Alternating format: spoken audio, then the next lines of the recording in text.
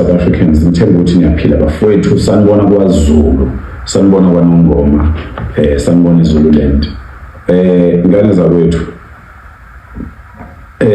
ngiyaqala namhlanje ukwenza ivideo nge-EFF ngiyaqala namhlanje ukwenza ivideo ngoMalema kodwa ngibona ukuthi sekuyisikhathi bafowethu ngoba okubuhlungu labaholi bane platform yokuthi uma bekhuluma belalelwe umhlaba wonke belalelwe nabantu bakwamanye amazwe abafani nathi esilalelwa abantu bangakithi nje ibuhlungu into eyenziwa yi-EFF eSouth Africa i-EFF noMalema njengamanje bayisitha seSouth Africa i-EFF noMalema bayakhombisa ukuthi they were part of selling this country for personal gains. They were part of selling this country to their friends. Bebuye bezoma phambi kwabantu uMalema thousands and thousands of people and promised them lies. uMalema udesperate. Iqembu lakhe ulibulele. The man had a potential. The man had a chance. But ngenxa yokuthi usebenzela isisu sakhe ne-ego yakhe wayibulala i-EFF wayiqeda. Manje uyiqedile i-EFF ufuna ukuthi kufe nabantu base-South Africa. Bafowethu uma ngabe kuthiwa abantu bakwamanye amazwe abadocument befakwe kulelizwe abala eSouth Africa abantu bazokwenza njani? uMalema lo monakalo ongaka wenziwa ama-foreigners la eSouth Africa akawuboni. Lo monakalo ongaka owenziwa ngabantu bokufika kulelizwe akawuboni. Njengomholi uma ekhombisa yena ukulahla ithemba ukuthi ayisekho into engenzeka ngcono sivele sibavumele lapha abantu unikeza liphi ithemba kumuntu oyilunga le-EFF wala eSouth Africa ohluphekayo njengamanje ongasebenzi ngenxa yokuthi imisebenzi eminingi ngisho ama-spaza shops lawo ngisho iy'todlwana lezi zasemakhaya seyithathwe ngabantu bokufika. Bantu base-South Africa,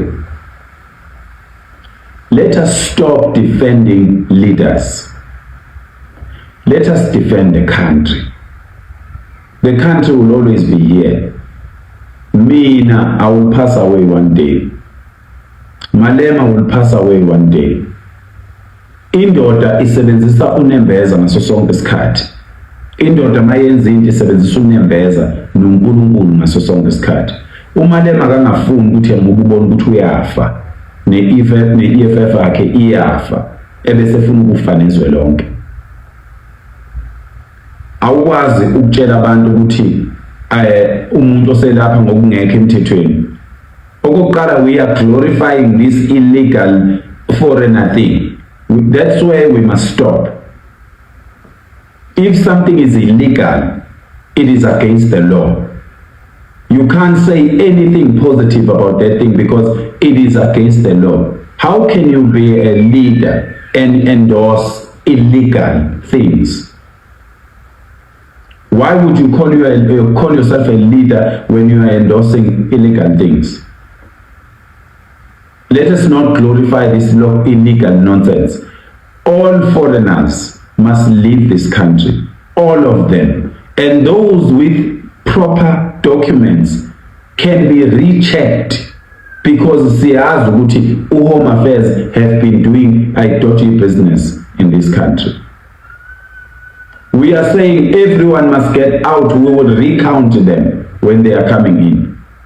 So what kind of a leader would go against his own people, his own brothers and sisters, just to impress the neighboring countries? Why don't you just go back to your country? Because everything you are doing, it just shows that you are not from this country. You were planted in this country to come and destabilize this country. That's why we were the first. Thina saqala ngokubona noMalema ukuthi umuntu omdala uyethuka. seqala ukubona ngoMalema ukuthi uyakwazi ukuqonda uPrime Minister wakwaZulu umqonde nje umthubu ku702 abantu abaningi abangamaZulu they don't even know ukuthi uMalema used to have i-interview with umntwana waphinda ngena kuyi702 amthuke live and umntwana waphinda ngena has never told us that, but we know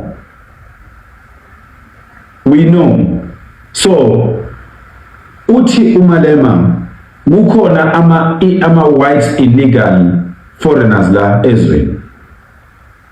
Okay, let's say Akon, he knows that, and he is a leader, and he is not doing anything about that. And when the community stand up to ukusebenza lento abantu abayibonayo bona, and then the leader is going to come counter attack that action yabantu. Whoa. Uthi, I will repeat this. I want you to listen to me properly. Bafowethu, uthi uMalema la eSouth Africa bakhona nabelungu abala kulelizwe ngokungekho emthethweni. Kusho umholi that has been in the governance for more than 25 years. He says he knows ukuthi there are illegal white immigrants in this country, and he has done nothing about it. Now that abantu bakithi bayasukuma bathi thina emalokishini la sihlala khona, because thina sihlali phela eSandton la kuhlala khona ama white illegal immigrants, sihlala emalokishini, sihlala eMjondolo thina. We are talking about our situations eMjondolo, and then the leader counter attacks that. Who are you representing, Malema? Who are you representing? Why are you taking this country down? You made your deals, Baba. Deal with your deals. Don't involve the community of South Africa. We are changing this country. You like it or not. If you sold it, that sale has expired, Bafwetu. That sale, whoever sold this country for whatever reason, that sale has expired. We are here now. We want this country back. We want to have our own freedom in our own country without being shoved and blocked by people from their countries who ran away, who can't stand up as men and face the challenges of their countries. We are also poor in this country. We also got our own problems in this country, but we can't run away from this country.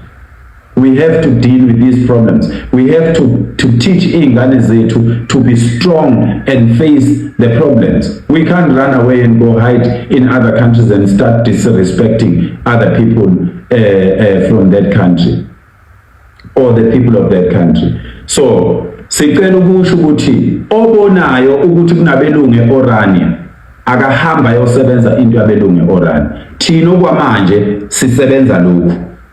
Obonayo ukuthi kunamandiya ePhoenix enza izinto ezithile, please, izwe likhulu, we can't do everything. Go and fix that problem that you see.